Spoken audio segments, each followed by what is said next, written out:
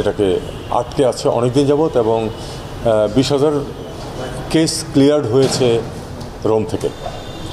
সেই ভিসাগুলো দেওয়ার অগ্রগতি খুবই কম। ছোটোখাটো কিছু অনিয়মের বিষয়েও তাদের কমপ্লেন আছে, সেগুলো আমরা শুনেছি, সেটা নিয়ে আর এখন কিছু নাই বললাম। তো আমি তাদেরকে যেটুকু বলেছি সেটা হলো, আমাদের ইটালির রাষ্ট্রদূত যেখানে আছেন তার সাথে আমার কথা হয়েছে যে তারা 2-3 জন অতিরিক্ত লোক তাদের দেশ থেকে আসছেন এখানে মিশনে কাজ করার জন্য, এসে যাচ্ছেন। আসলেই তারা তাদের গতি বাড়বে। এবং দ্বিতীয় যে বিষয়টা সেটা হলো যে তারা যে ভিসা কেসগুলো ক্লিয়ার হয়েছে সেটা প্রতিজ্ঞা করেছেন যে তারা এই ডিসেম্বরের মধ্যে এটাকে সবগুলি ভিসা দিয়ে দেবেন। তবে ডিসেম্বরের মধ্যে তো একদিনে তো সবগুলি ভিসা দেবেন না, কাজে এখন থেকেই শুরু করতে হবে এবং শুরু করেছেন তারা। গতি এখনও কম, আমরা চেষ্টা করব যে এই গতিটা যাতে বাড়ে, যাতে করে আসলেই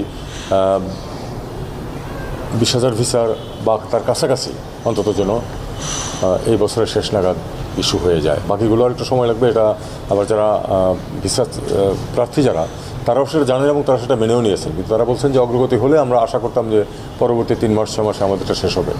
আমরা সেদিকেই চেষ্টা করে যাচ্ছি, দেখা যাক কতটুকু করা যায়। আমরা একটা কথা আমি তাদেরকে বলেছি, সেটা হলো যে আপনারা যদি মিছিল মিটিং করেন, ঘেরাও করেন, তাতে আপনাদেরও কোনো লাভ হবে না, আমাদের কোনো দেশেরও কোনো লাভ হবে না।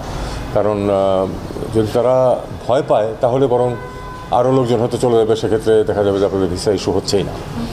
তারাও এগ্রি করেছেন যে আসলে তাদেরকে এটা অ্যাভয়েড করার চেষ্টা করতে হবে। এখানে কোনো পরিস্থিতি একটা উদ্ভব করলে কোনো লাভ নেই, জোর করে তো আমরা ভিসা আদায় করতে পারবো না। বরং বেশি চাপ দিলে, আমরা চাপ দিচ্ছি যথেষ্টই, কিন্তু যদি ফিজিক্যালি ঘেরাও করা হয় বা এরকম, তাহলে বরং একটা আশঙ্কা থেকে যায় যে তারা আমাদের যেই প্রোগ্রামের অধীনে ভিসাগুলো ইস্যু হচ্ছে, যে লিগালি তাদেরকে নেওয়ার যে একটা প্রভিশন সৃষ্টি হয়েছে, সেটা কিন্তু ইচ্ছা করলে আমাদের দেশকে বাদ দিয়ে দিতে পারে। তারা যদি থ্রেটেন্ড ফিল করে তাহলে সেটা বাদ দিয়ে দিতে পারে। এই আশঙ্কাটার কথা আমি তাদেরকে জানিয়েছি এবং তারাও সেটা অ্যাপ্রিসিয়েট করেছেন। আমি আশা করি যে শান্তিপূর্ণভাবে এটা সমাধান